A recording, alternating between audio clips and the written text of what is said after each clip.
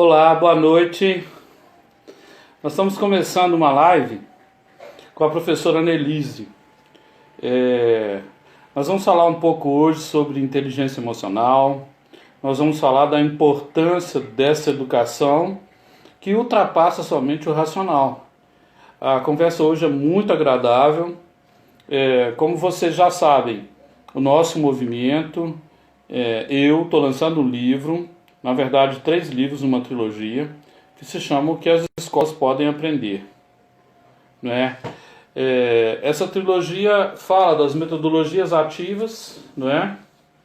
Algo importante para o cenário atual, em que os estudantes precisam cada vez mais desenvolver ferramentas para participarem de uma boa aula. Chão da sala de aula. E o livro que as escolas podem aprender, que já é conhecido de várias pessoas. Tá, a Annelise está entrando. Boa noite, Annelise, tudo Boa bem? noite, Paulo. Tudo bem e com você?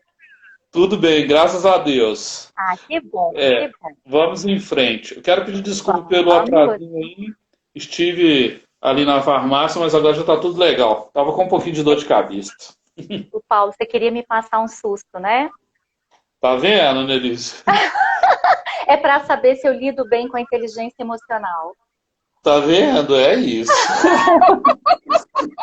Tomara que seja só isso. Não, vai ser. Pode deixar que vai ser. Denise, você podia falar um pouco da sua trajetória profissional para as pessoas que te Vamos. conhecem, para aquelas que não te conhecem. Eu quero só te dizer Vamos que lá. é uma honra, né, nessa live que a gente faz todas as noites ter você. Você é uma mulher educadora, né? Uma pessoa que desenvolve já um trabalho de desenvolvimento humano, de espiritualidade há tempos, então já sabe, né? Você, Ah, meu Deus, que honra! daqui a Muito pouco eu te explico o que é isso. obrigada. Eu já sei o que é, agora você vai ter que explicar para todo mundo. Vou explicar. Oh, gratidão! Deixa o povo entrar mais, tá? Uh! Fiquei até emocionada agora. Tá vendo aí? Isso é para testar a inteligência emocional. É para testar, Paulo. Você está colocando o coração à prova aqui, hein? Tá vendo? Mas e Mas aí? Conta para nós então, quem é você, de onde você vem, então, qual é o seu projeto de vida. projeto de vida, né? Inteligência emocional tem tudo a ver com projeto de vida, né, Paulo? E o que que acontece? Quem é a Annelise, né? Há muito tempo eu fui fazer essa pergunta e eu fiz como Paulo, sabe? Eu só não cheguei no portão de Damasco, mas eu cheguei e falei assim: Senhor, Senhor, o que queres de mim? Quem sou eu? Qual é a minha missão? E aí, Paulo, eu não sei se eu me dei bem ou mal ou não, né? Mas o fato é que eu tenho, ó, ralado, viu? Depois dessa pergunta.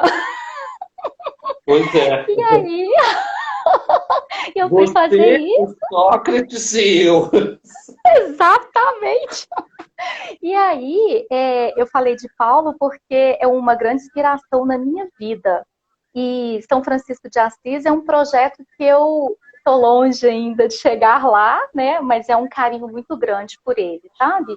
Então, a Annelise, ela primeiro se formou em relações públicas, né? Então, eu tenho minha origem é na área da comunicação.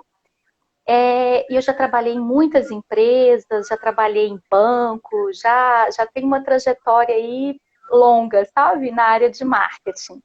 E como RP, já fui de atendimento a cliente, por aí afora. E depois, eu estava trabalhando, uma época em que eu trabalhava numa companhia de tecidos e o mercado chinês, né, adentrou e nós Avassaladoramente. Pois é, e nós começamos nessa companhia de tecidos, a perder um pouco da questão aí do domínio do mercado, né? O algodão chinês mais em conta, então, e aí eu sei que vai e vem nas incertezas aí de marketing empresariais, eu acabei ficando desempregada, e aí simplesmente ao invés de abaixar a cabeça, né? E pronto, e agora não. Eu resolvi realmente recomeçar. E resolvi seguir meu coração. Eu fui fazer pedagogia. E depois da minha formação, depois de anos no mercado de trabalho, eu recomecei. E assim é a minha vida, sabe, Paulo? Eu sempre recomeço. Eu recomecei de novo esse ano. Esse ano é muito interessante, porque eu não vejo pandemia na minha vida no sentido da palavra pandemia, sabe? Eu tenho buscado fazer deste momento, né? O meu caminho, a minha trajetória, né? O meu projeto de vida. Então, para você ter uma ideia, no final do ano passado, eu estava desempregada, eu pedi demissão e decidi, da escola onde eu trabalhei por muitos anos, e decidi que eu não seria mais professora. Decidi que eu queria voltar a ser relações públicas. E nessas idas e vindas, voltei a estudar muito, porque um educador ou um relações públicas, um profissional não pode parar de estudar. E comecei a adentrar no meio aí do marketing digital, fui ficando maluca, sabe? De tanto tentar entender aí sobre essas estratégias novas de marketing. E aí eu fui resgatada. Eu acho que aqui, olha, corre um sangue aqui, corre, a educadora fala mais alto, sabe? E como a educadora fala muito alto, eu fui resgatada por uma pessoa que esteve com você, esteve compartilhando os ensinamentos, e eu tenho muito orgulho, sabe? Dessa pessoa, né, que é a Isabela. E ela me resgatou mesmo. Então, e hoje eu estou aí, novamente, batalhando aí, né? Porque a gente, educador, né, Paula, a gente mata um leão por dia e olha lá, mata 2, 3 e segue sorrindo e segue em frente. Então, essa é a Annelise, né? Procurando sempre esse sorriso aqui. Positivo. Eu ouvi falar que você é uma mulher guerreira, são duas palavras carregadas de objetividade e subjetividade, né? Isso. Formada em relações públicas. Aqui na minha casa tem dois, relações públicas. Meus Ah, dois filhos tá são. vendo? Olha, o É, filho eu sabia, porque eu assisti a live dele. A filha eu não sabia, e não. a filha está formando esse ano, Que bacana. né? Todos os dois trabalhando na área já. Aham. E você também fez pedagogia, fez especialização em Sim, alfabetização e educação sim. infantil, também Isso. estudou teologia, Sim, neuropsicopedagogia, sim. né? E está buscando as aprendizagens aí. Sim, Me fala uma coisa, vamos para o tema aqui direto e reto, né? bora. Me fala algo. O que significa essa inteligência emocional que todo mundo fala? Eu me Uhum. lembro de um livro do Daniel Goleman. Isso. A coisa que eu lembro desse livro é que um discípulo foi perguntar para o mestre assim, o que era o céu e o inferno. E aí o mestre respondeu para ele assim, Elise, essa pergunta é ridícula. Aí o discípulo tirou a espada para matar o mestre. Ele falou, esse é o inferno. E quando ele guardou a espada, ele falou, esse é o céu. Né? Nesse livro, Daniel Goleman dá o exemplo de que somos nós que controlamos a espada. Então, a partir dessa Uhum. metáfora, eu gostaria que você explicasse para nós o que é a inteligência emocional, como que a gente pode usar a nossa liderança educadora para ajudar os estudantes, né, os educandos, não gosto de falar aluno, a ter Sim, mais inteligência emocional. sim. É interessante, né, Paulo? Porque a inteligência emocional, a gente não nasce com ela, né? A gente precisa trabalhar o tempo todo. E nós somos difíceis de trabalhar a inteligência emocional. Então, essa analogia, né, que foi feita entre o céu e o inferno, a espada acima, a espada guardada, né? Essa realmente é a capacidade, a inteligência nada mais é do que a capacidade de você aprender a lidar com as inseguranças e as incertezas da vida. Então, todo momento nós somos confrontados para lidarmos com essas inseguranças e incertezas, né? Na verdade, a nossa inteligência emocional, ela é uma escolha. Eu penso como uma escolha. Você pode escolher ou ir para o inferno ou ir para o céu. o caminho é seu, né? Porque senão a gente fica como se fosse a historinha do gato da Alice, Alice no País das Maravilhas, quando ela pergunta, para onde eu vou? Para qual estrada que eu vou? Olha, depende de você, você quer ir para onde? Eu não sei, desde que me leve para algum lugar. Você pode ir para qualquer lugar, né? Então, isso não é ter inteligência emocional. Quando você tem inteligência emocional, você se guia, você se respalda, você tem um problema e você não grita desesperadamente para resolver esse problema, mas você tenta respirar, tenta se acalmar e trabalha para resolver esse problema. E hoje em dia, Paulo, eu penso que nós estamos vivendo um momento, não só hoje em dia, mas já tem um tempo que o ser humano está um pouco confuso com relação ao que seja ter essa empatia, esse olhar para o outro. E sabe de onde eu acredito que venha isso? Do fato do primeiro ponto da inteligência emocional é você se conhecer. Né? Quando você se conhece, aí você se abre para conhecer o outro, para conhecer o mundo, né? Para ser empático à situação de vida do outro. Né?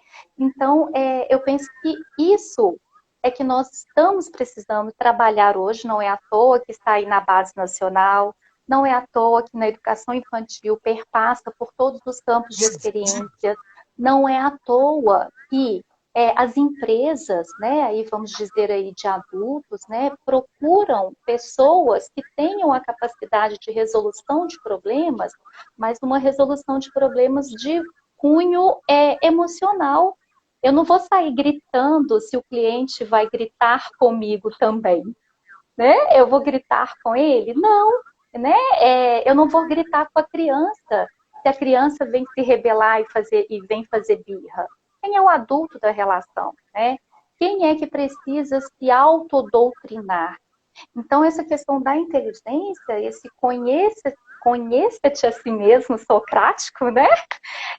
Senhor, quem sou eu, que queres de mim? Essa é muito de você olhar para o espelho e falar assim, então, quem é você? Né? E agora, o que você vai fazer com isso que você descobriu? Então, esse para mim é o primeiro passo, é esse autoconhecimento, né? E a parte pode ir falando, eu falo muito. Então, Denise, eu só vou te interromper para te dar um Interrompe. agradecimento aqui.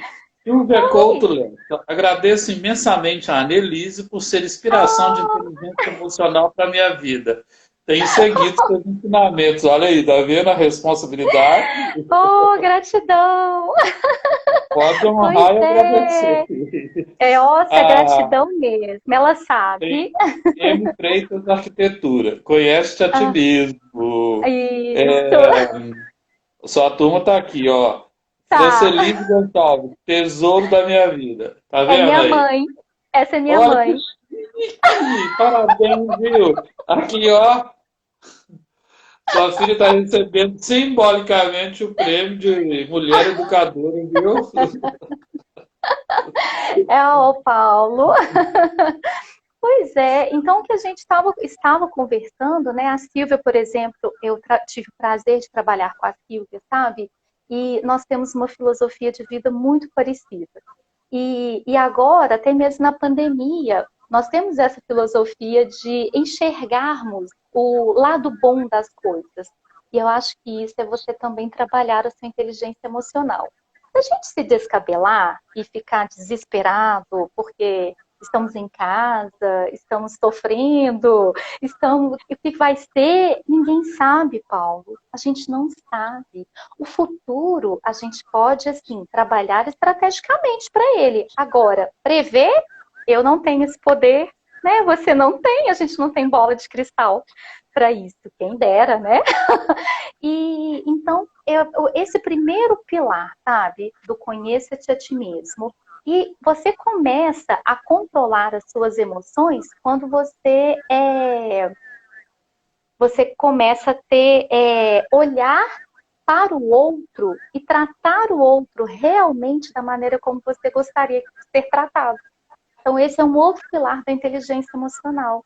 Se eu vou gritar com o outro, seja na minha empresa, né, seja eu como um líder, como uma professora, dentro de casa, né, Paulo? Muitas vezes, olha, a gente fica sabendo todos os dias, por mais que a gente não procure, mas a gente fica sabendo todos os dias de pessoas, né, que estão, assim, se degladiando dentro de casa, estão levantando essa espada que você falou e prejudicando os seus próprios entes dentro de casa. Porque agora é assim, né?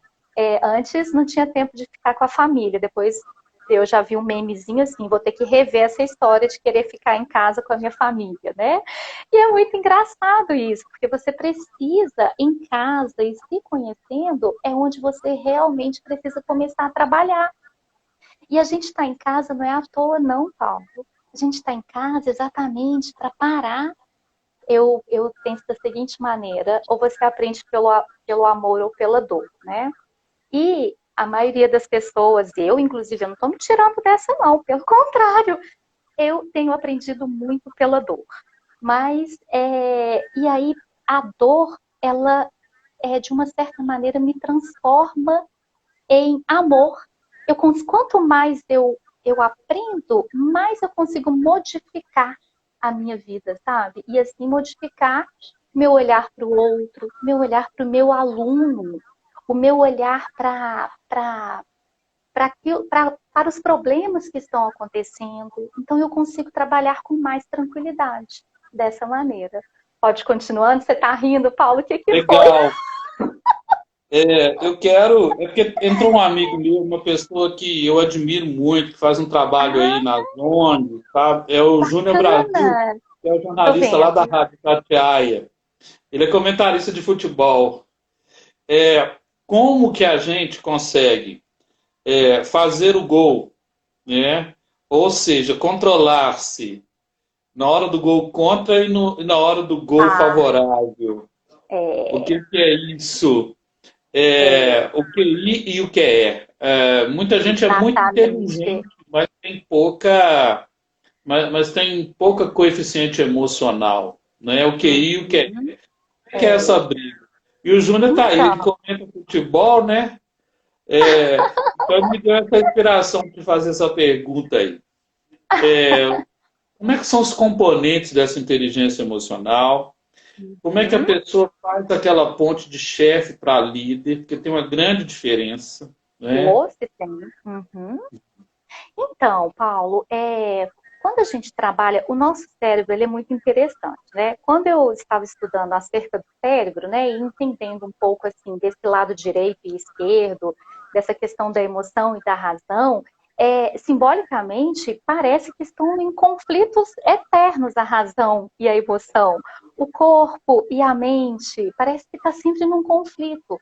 E necessariamente não precisaria ser assim. Porque o equilíbrio emocional a gente só consegue se a gente conseguir também equilibrar esses dois lados. E aí eu posso falar de mim. Eu sempre fui o tipo de pessoa assim que sempre usei muito o meu lado racional muito forte. Então tudo meu sempre foi muito a ferro e fogo, sempre fui. Quando eu falo de Paulo não é à toa não, é porque realmente era assim. O certo é o certo, o errado é o errado e acabou. Não tem discussão, né? Então ouvir o outro. Você quer falar? Não pode. Então você já caiu do cavalo, né? Isso que eu ia perguntar. Já caí do cavalo. E eu acho isso bom, sabe, Paulo? Assim, não foi bom cair do cavalo, não, tá? Mas foi muito bom olhar realmente para o espelho. Isso não é uma simbologia, mas eu cheguei realmente para o espelho. Falei aqui, quem que você pensa que você é para agir dessa maneira? Para tratar o outro dessa maneira? Então, esse lado racional, ele entrou em conflito com o lado emocional. E foi aí que eu precisei trabalhar. E sabe como que eu comecei a trabalhar? Aí, lá no... Por que que o futebol tem muito atrito, né? Dizem que a gente não conversa, né, sobre futebol, política e religião, né? Mas se a gente não conversar sobre esses pontos principais, que são pontos de motim, né, que a gente precisa trabalhar sobre esses pontos, a gente vai desenvolver inteligência emocional como? E aí, no futebol, muitas vezes o técnico perde as estribeiras, né? E aí perde a razão. Isso em qualquer lugar. Então tá no ponto de fazer o gol. vai lá e o jogador empurra o outro, fica com raiva, começa uma briga. Então se perde muito. Tudo começa a partir desse momento que a razão briga com a emoção e vice-versa. E elas estão caminhando juntas, e aí eu falo de experiência mesmo de quem já caiu muitas vezes e que realmente descobriu que o fundo do poço tem mola. E a mola cada vez te leva mais para cima. Você nunca cai no mesmo lugar. Então, é uma espiral muito interessante, porque você realmente aprende. Isso quando está disposto. Se você está disposto a aprender, você aprende. Se você não está disposto a aprender, vai ficar degladiando, gritando, desesperado, vai para o campo e não vai fazer gol, ainda vai ser expulso. Pior, ainda vai deixar os seus liderados, digamos assim, no caso do futebol, os jogadores, na mão. O líder, ele precisa ter esse coeficiente de inteligência emocional muito apurado. Precisa, é necessário. Por quê? Porque a partir do momento, imagina se Jesus, ele começasse, e aí eu vou falar com muita tranquilidade de Jesus, porque eu sei sobre você também, então eu vou falar com muita tranquilidade. E para mim é meu amigo, meu parceiro. Então, Jesus, ele liderava, né? Ele com amor, ele liderava com ternura, né? Como você mesmo sempre coloca nas suas lives, né? Coloca nos seus livros, coloca na sua maneira de ser e de agir. E eu acho que e eu sou fruto de escola católica, trabalhei em escola católica há anos e continuo trabalhando em escola católica. E eu acho que isso é um bom diferencial, sabe? Para a gente aprender a ser líder. Seguir esses líderes, esse líder maior, né? Que nos ensinou essa paz de espírito, nos ensinou quando eu estava pensando nessa cena esses dias, quando a prostituta estava para ser apedrejada, né? E Jesus lá, e aquela confusão, e ele quieto na serenidade, né? Desenhando no chão. Que história é essa, né? Então, Senhor, e aí? Não vai fazer nada, não? O que você me diz disso, né? E ele conseguiu ser líder, né? Ele conseguiu, naquele momento, não deixar a bochecha pode até ficar vermelha, né? O sangue sobe, a vontade, ainda mais quem é muito assim enérgico, né? E essa é uma maneira que eu sempre fui, muito assim, o sangue sobe, mas você aprender a controlar isso, então ter o autocontrole. O líder precisa disso, porque senão os seus liderados não vão caminhar. Senão os Hoje seus se fala liderados muito não. de autorregulação, né? Que é o Sim, biológico, o sim. psicológico, o pensamento e o sentimento, Isso né? mesmo. E a emoção, ela passa por esses caminhos, né? O que a gente pensa, o que a gente sente, o que a gente fala, o que a gente age. É Com difícil certeza. adquirir essa congruência, né, Annelise? Como que a Uh, gente, na sala de aula, na gestão da sala, e uhum. também com os colegas professores, não pensem que a sala dos professores é um paraíso, às vezes não. Cada um com Não. a sua visão de mundo, oriundo de uma determinada família, de uma história, né? Uhum. Como controlar o biológico e o psicológico nesse momento de tensão que a escola está vivendo e que vive? Sim. E aí, Paulo, eu penso que nós devemos controlar, e até nessa questão de volta, não volta, né? O assunto em voga atualmente é isso, né? Voltamos ou não, como vai ser, né? Eu penso que é neste momento é que nós temos assim que buscar manter cada vez mais o foco nas nossas emoções. E aí, uma coisa que eu, Annelise, tenho feito é meditar. Então, eu sempre faço o culto, né? A minha doutrina me coloca, me leva para esse caminho, a fazer o culto no lar. Já tem anos que eu faço. E sou eu comigo mesma, né? E sempre seguindo esse caminho, buscando exemplificar, dar esse exemplo, né? E então, quando eu faço a minha meditação, é o momento que eu vou conversar realmente com, chame da maneira que quiser, chame de ser superior, de transcendente. Eu falava isso muito com meus alunos, né? Quando a gente ensina religião, muita gente confunde, né? Que acha que é catequizar. E não. você ensinar a ciência realmente, você ensinar que você é esse ser que é biológico, é o corpo, né? E não está separado da sua mente.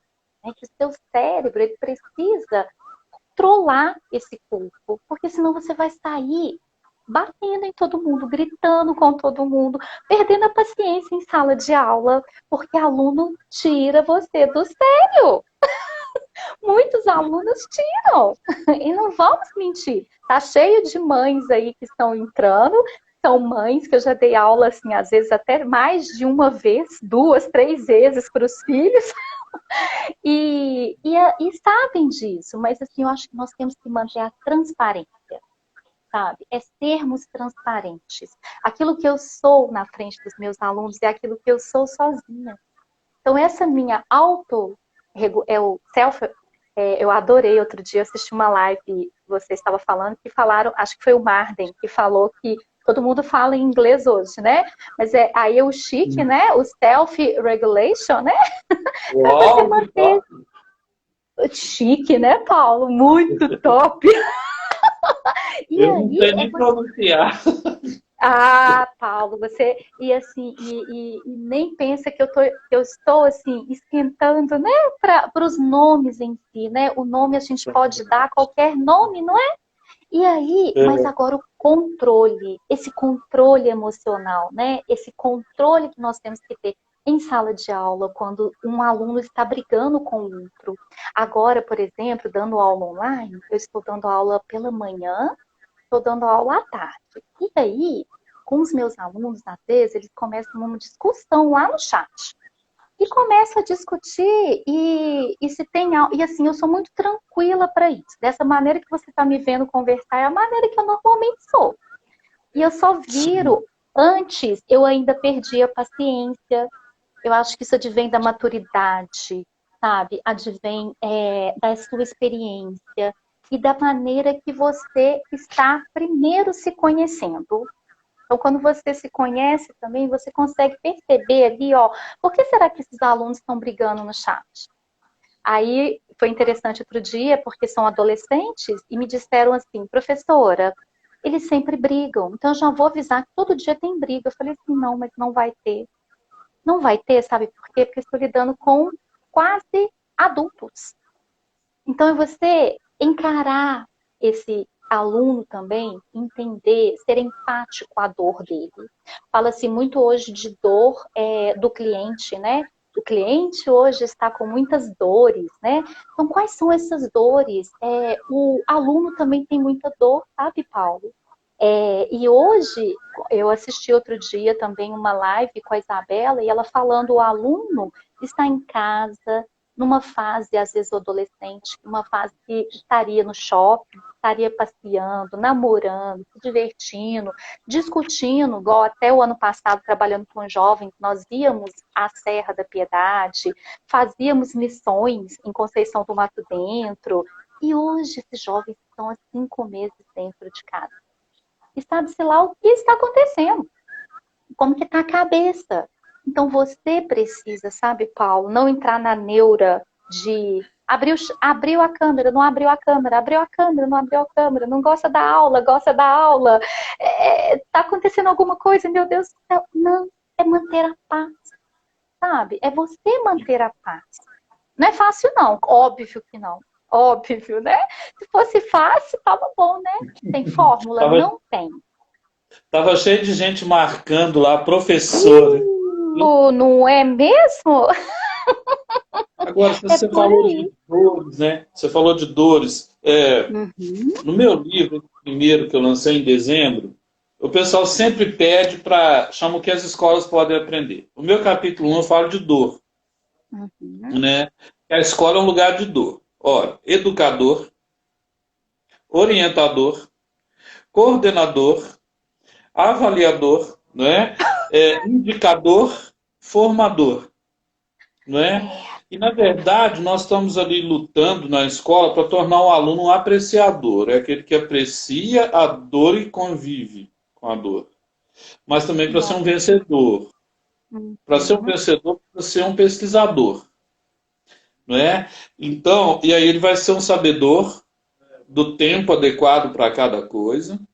E aí ele vai se tornar um vencedor e um criador. Vai ser um ideador, aquele que tem uma ideação, né? Essa palavra está no momento aí chique também. Ideação. Chiquérrima. Né? E o professor tem que ser um facilitador, é aquele que quando percebe que o outro tá com dor, facilita. Desenvolvedor, pegar a dor e transformar. Só que até chegar nisso, a gente sofre muito. O educador sofre muito. Uhum. Por quê? Ele tem que ter a paciência, a calma, ser a parte madura do processo, o que nem sempre é fácil. Então, como lidar com essa situação, com a sua percepção, curar o seu sentimento, que é isso, é ser curador, né? Para fazer uma ação adequada. Eu queria saber como que a gente faz esse passo. E aí, Paulo, esse passo, por exemplo, o que eu tenho feito, né, na sala de aula virtual, que aí vamos falar agora de um momento presente, né? Na sala de aula virtual, o que eu tenho feito é interessante, porque quando você já está há algum tempo aí na linha, né, de frente aí da sala de aula e tudo, é questão da gestão, você acaba que começa a perceber muito tem um feeling mais apurado, independente de ser a distância. E você acaba conhecendo muito rapidamente quando você se propõe a ouvir. Então, eu sempre procuro ouvir. Eu procuro saber o que fulano gosta, o que ciclano gosta, de todas as turmas. Eu procuro entender quem é aquele meu aluno, quem é aquele jovem, aquela criança, né? Por que que ele está agindo daquela maneira? Por que que está, às vezes, agindo com desrespeito? O que que está acontecendo com aquele aluno? Então, isso eu faço. Isso eu gosto de fazer. Eu tenho prazer em chegar e entender cada um dos meus alunos. Uma vez uma mãe falou assim, como que você consegue saber? Né? Eu falei assim, olha, é realmente você se abrir, sabe, Paulo? E você ouvir. Então, o escutatório, ele precisa ser maior do que o falatório. E na sala de aula, nós escutamos pouco. Muitas vezes, por demandas enormes, né, que todo professor sabe, tem realmente demandas enormes, né, que nós temos que a cumprir, nós, às vezes, temos que baixar e, como adultos e como líderes, e colocar no colo. Se a gente não colocar no colo, a gente não vai ganhar esse aluno, não vai ganhar essa criança, sabe? Colocar no colo é abrir aqui, ó, o escutatório, né? Então é isso, é se abrir e primeiro ouvir. Não é à toa que nós temos dois ouvidos, né? Eu brincava com meus alunos da educação infantil, porque criança grita muito. E as crianças, elas têm gritado muito. Mas não é problema com as crianças. Nesse momento, eu penso que é por estarem muito dentro de casa. Mas não é só agora. Elas gritam para se fazerem ouvir, Paulo. Porque nós temos a mania de achar que elas não sabem, né? Que elas não podem. E a mesma coisa com o jovem. E o jovem ainda é pior. Porque o jovem, ele ainda sofre com as pressões da idade, com as pressões hormonais e com a expressão ainda de ser colocado como um aborrecente. Então, ou seja, não tem nem uma coisa positiva para se falar desse jovem. E aí? Tem um mercado de trabalho que está empurrando, tem uma escola que está empurrando e vira um sanduíche, porque o jovem está aqui dentro. E aí, eu penso que nós, educadores, somos responsáveis por liderar essa sala. E é todo ano uma sala diferente. Eu acho que esse é o prazer, sabe, do plantar a semente. Você não vai ver, possivelmente não vai ver, mas é esse prazer de saber que tem uma sementinha ali plantada, né? Então, penso que seja isso, sabe, Paulo? É ouvir, abrir o escutatório. Palavra nova aí também. É, e me diga, eles têm que construir um projeto de vida e os jovens, mas cada um de nós é responsável por um projeto de vida individual, e aí a liderança educadora ajuda nesse processo, escutando, advertindo, que também intervindo amorosamente, mas com, às vezes, vigor e ternura se encontram nesse Sim, equilíbrio emocional, né? perfeito. É, Francisco e Clara mostram isso, né? Às vezes Uhum. precisa ter o vigor, precisa ter o sonho, mas também a irmã morte vai chegar um dia e a gente tem que deixar um legado. Como é que Isso. é esse equilíbrio entre vigor e ternura, esse equilíbrio entre impulsividade e, ao mesmo tempo, ternura, afeto? Uhum. Sabe de onde eu penso que vem isso? Primeiramente, é do seu próprio projeto de vida. Então, o seu próprio projeto de vida, ele vai te levar a essa condução. Há uma frasezinha que eu li recentemente, que eu parei de até de brincar sobre isso, que é mimimi. O que é mimimi? Ah, é aquilo que só dói no outro, né? Mas que não está doendo em você, mas é a dor do outro, né? Então eu penso que seja isso, sabe, Paulo? Eu até parei de brincar sobre o mimimi, porque a dor do outro tinha uma grande amiga, psicóloga, sabe, Juliana, ela sempre falava assim, aquela frase, aquela musiquinha, cada um sabe a dor e a delícia de ser o que é. Aquela Ah, não pequena frase, brinca, não não é brinca. verdade? Não O brinca que você vai quê? falar essa frase. Quer ver? Lê aqui, ó. Ó, Ixi, com a minha miopia toda, tá o me site, ó. ajuda, me Olha comigo. ajuda. Ah, não, não acredito. No primeiro ainda, na primeira frase. Era a pergunta que eu ia te fazer. Quer dizer, Fala. como é que o Caetano, ao compor essa música, ele trabalhou com o consciente e com o inconsciente? Você falou uma Sim, palavra muito bonita aí, entender. Entender é é. entrar na tenda, né? Etimologicamente significa entrar na tenda. Exato. Se Aham. colocar no lugar do outro. Do outro. Só que às vezes o professor está numa vida muito corrida, Sim. seja remotamente, seja presencialmente. Os pais estão numa luta muito corrida, né? Remotamente agora mudou toda a rotina, né? Tem que Uhum. arrumar a casa e tem que educar os filhos pequenos, maiores, não interessa. E a É, gente tem que cumprir, estabelecer metas e fazer com que essas metas aconteçam. Tem muitas pessoas com fome, tem.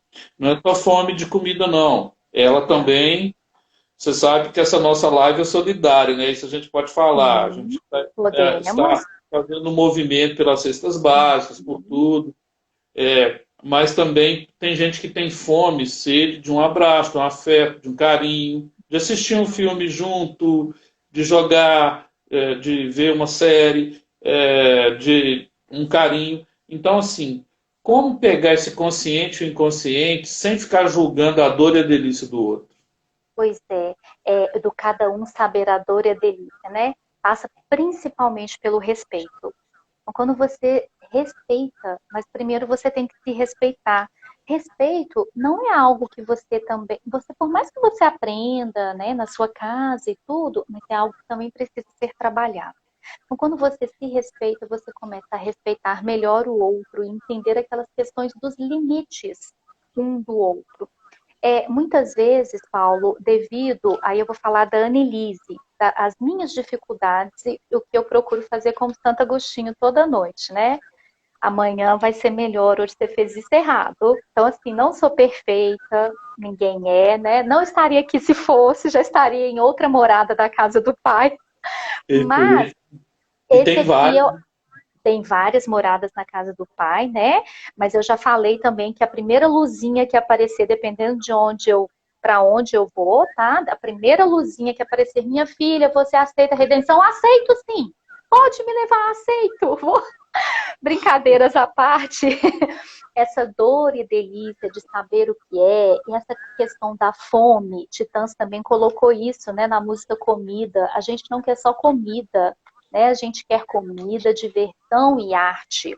Eu tinha uma briga muito grande, sabe, Paulo, eu vou falar, com sindicatos. Por quê? Porque eu achava, para mim, sindicato de professor principalmente, não deveria lutar apenas por questões salariais. Nós, professores, nós temos fome de muito mais, nós temos sede de muito mais. Nós temos muito mais a beber e a dar para beber, né? A dividir isso daí. Então, essa era uma briga muito grande que eu tinha comigo mesmo. E durante a vivência educacional, essa questão eu já entrei em parafuso várias vezes. Qual professor nunca entra em parafuso? Porque às vezes você está num sistema que você não aceita, mas precisa cumprir. Às vezes você começa a burlar, mas não é sempre que você pode burlar. E às vezes você realmente dá a cara a tapa e vai fazer. E vai e faz. Então é isso, Paulo. E é assim que funciona. E para mim, minha vida toda foi assim, sabe? Então, Paulo, eu penso que se você tem, primeiro, respeito a si mesmo, né? Respeito, aí você começa a respeitar o outro. E você começa a falar, não mais falar que o que o outro está sentindo é mimimi. Isso é muito difícil, principalmente para quem, assim como eu, é muito enfática em tudo. Muito de... Eu pego as coisas e quando você começou falando, né, Annelise Guerreira, porque eu não tenho medo nenhum de recomeçar. Isso, todo mundo que me conhece sabe disso. Então é difícil você aceitar e entender e pegar na mão, porque falta isso, pegar na mão. Vem comigo, vem comigo. Mas não é pegar de uma maneira de se impor. Todas as vezes que eu quis me impor, eu dancei e eu perdi. Agora, das vezes que eu me calei, eu podia até não estar concordando, mas eu me calei e depois eu pensei sobre aquilo. Eu pensei em outras ideias, em outras hipóteses, né? Eu estou buscando ficar mais calada do que falar. É difícil, né? Que eu falo muito, mas assim, calada que eu falo no sentido de não bater de frente, tão de frente mais. Então eu prefiro me calar, porque o tempo do outro é diferente do meu tempo. E isso seja em sala de aula, seja em casa, seja na empresa, é diferente. Então eu preciso aprender a acolher esse outro, a respeitar esse outro, a vivência desse outro, a motivação desse outro, né? Essa motivação, nas minhas aulas de psicologia, né? Aí vem a questão do estímulo e motivação, né? Então, aquele estímulo, cabe a você, professor, estimular, né? Agora, a motivação, ela é interna. Então, você pode até estimular, mas aquele que não quer, você precisa também não se autoconsumir. Durante muito tempo eu me consumi. E a gente se consome. A gente quer levar todo mundo. Mas quem disse que o outro está preparado para ir com você naquele momento? Então é Sabe, por sabe aí. uma coisa que me ajudou nisso? O Rubem Alves, ele Uhum, é fantástico. Eu sou um leitor uhum. dele, né? No ano passado, quem entregou o prêmio para as mulheres educadoras foi a filha dele, a Raquel Alves. Gente. Ano que vem vai ser a Débora Garófalo. Ó, sei. Isso. E aí, o que que eu aprendi com o Rubem Alves? Ele falava que o ser humano é igual pipoca.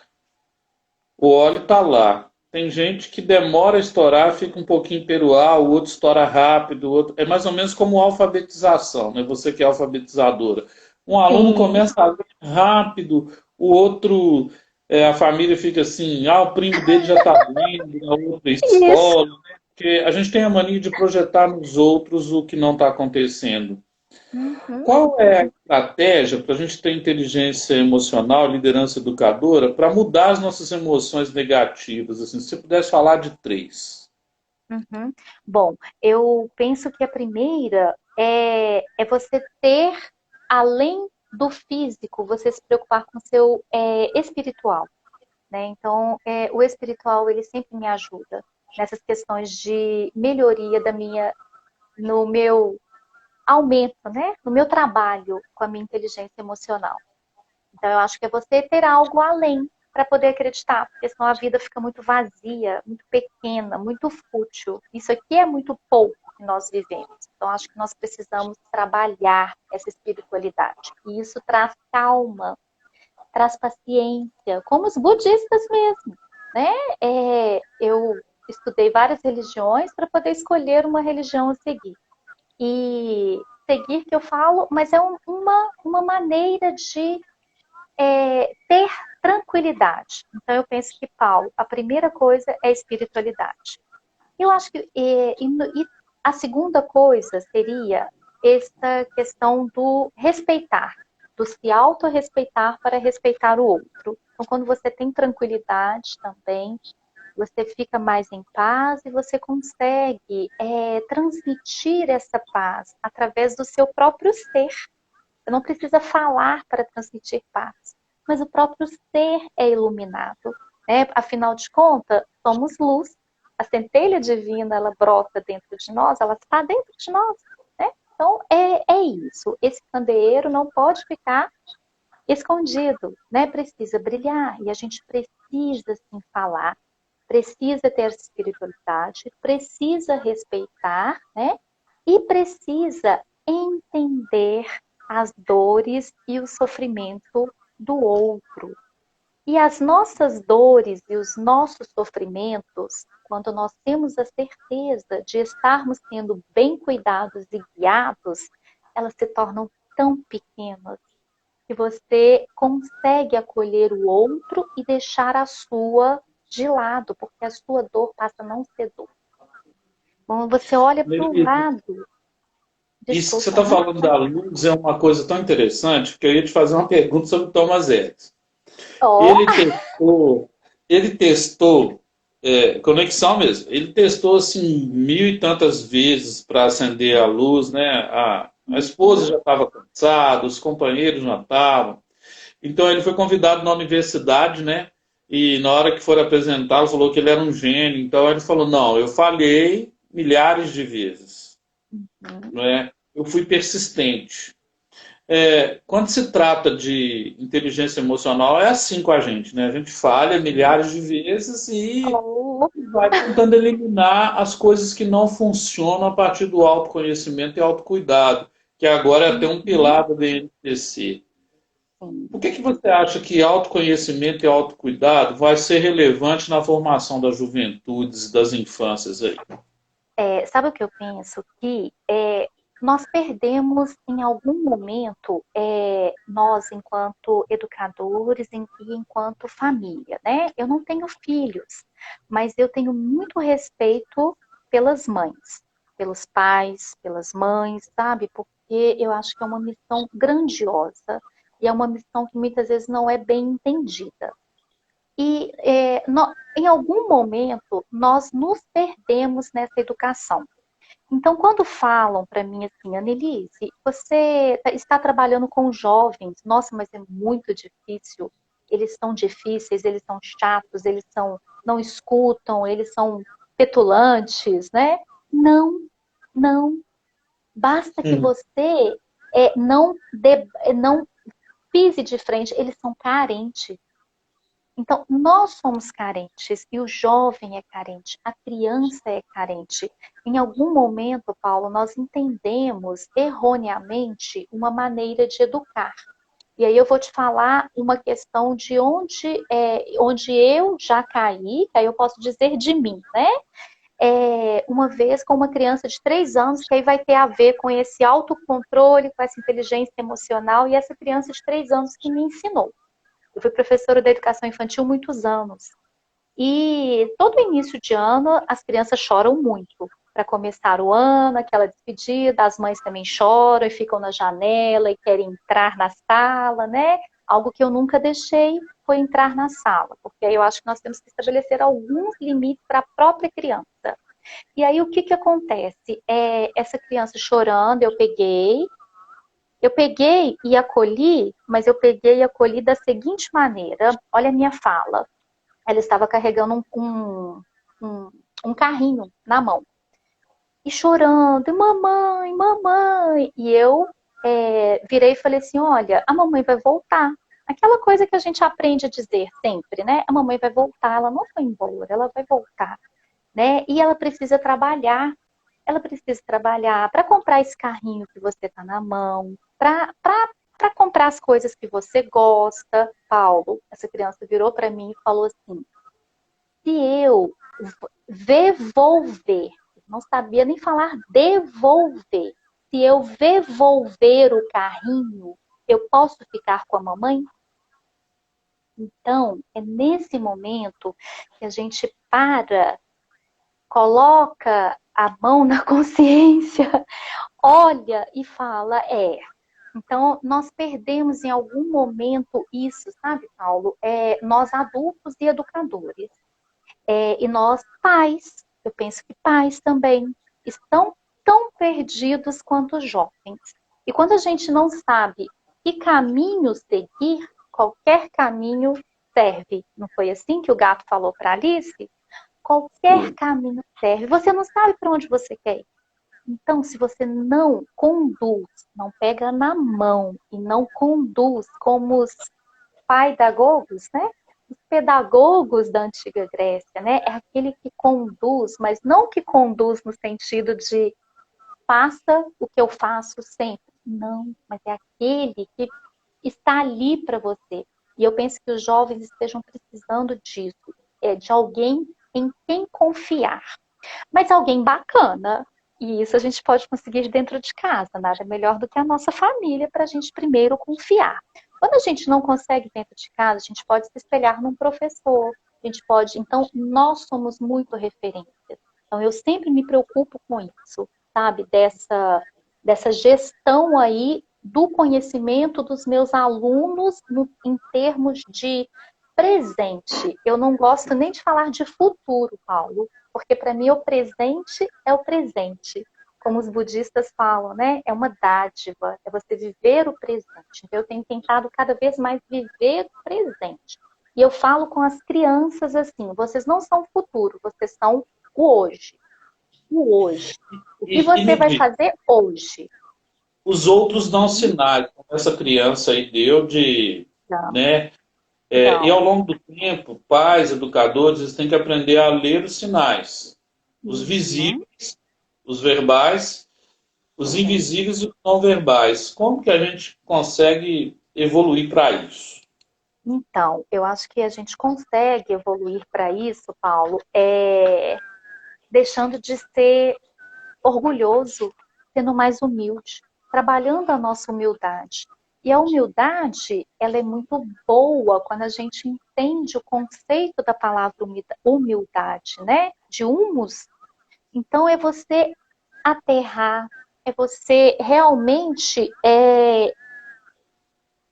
não se achar o dono da verdade, né? Não se achar. Eu, naquele momento, com aquela criança, eu já aprendi muito com as crianças, eu já dancei muito por conta delas, elas me falam e a cada uma que eu escuto, né? E que servem para mim.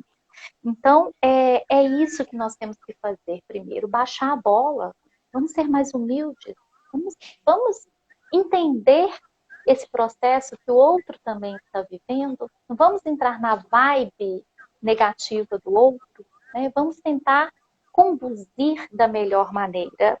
Não é fácil, difícil demais, não é tranquilo, pelo contrário, mas aquela questão, né, Paulo? Se fosse fácil, também perdi a graça, né? Então a gente tem que aprender realmente a ouvir e ser humilde. Humilde porque você pode ter todo o conhecimento científico, né? O seu lado racional está assim, ó, cheio de diplomas, falando 1000 idiomas, cheio de descobertas científicas na ponta da língua, sabendo os capítulos do livro X e tal, né?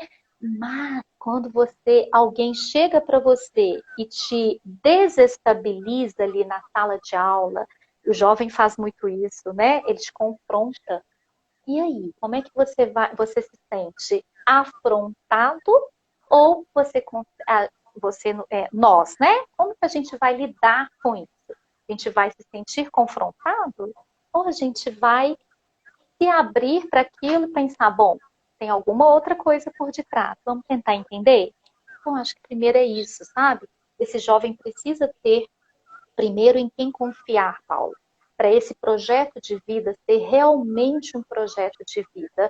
E aí costumam falar assim, ó, os jovens estão perdidos. Será que eles estão perdidos?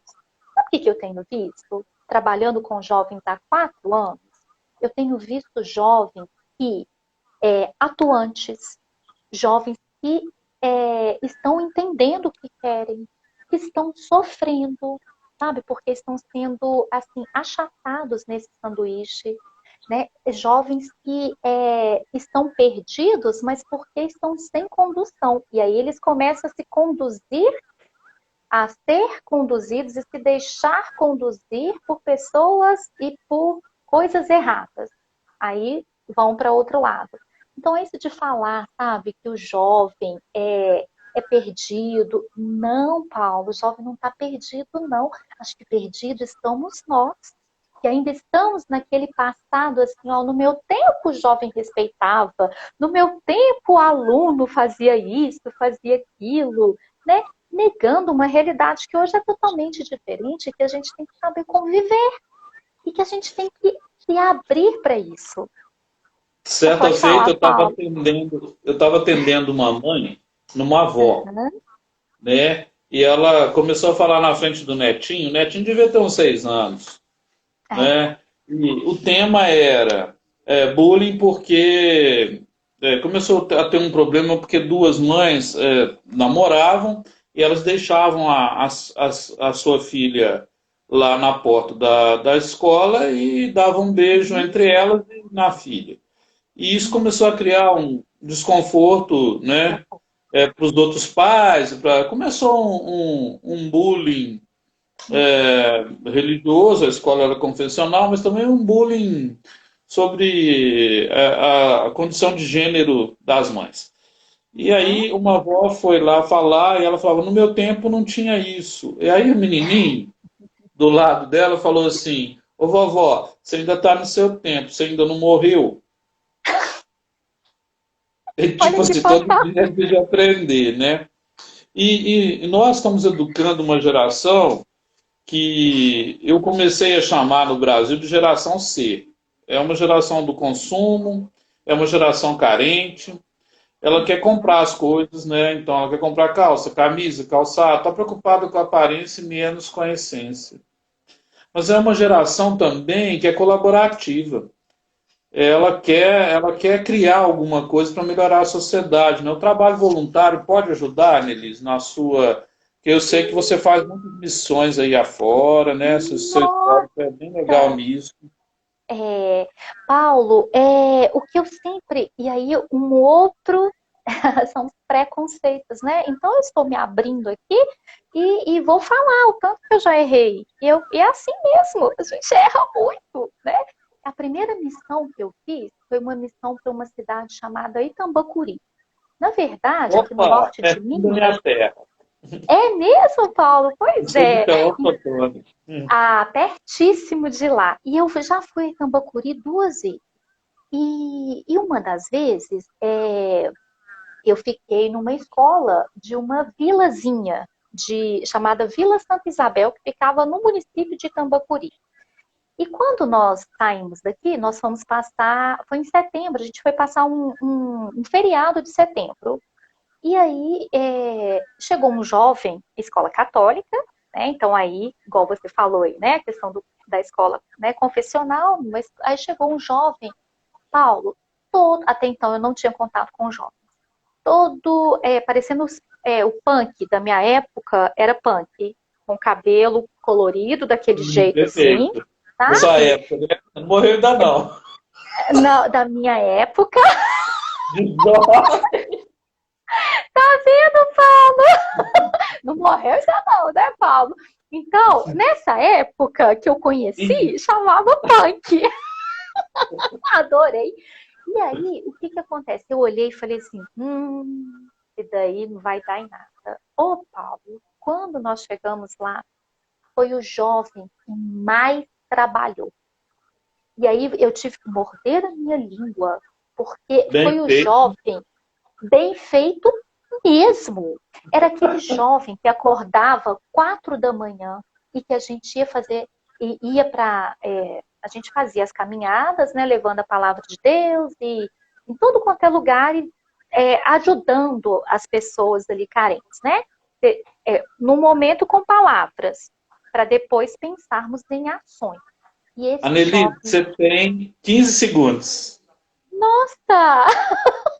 Bom, então realmente o jovem, ele fazendo trabalho social, esse é o diferencial da escola católica. Sem solidariedade,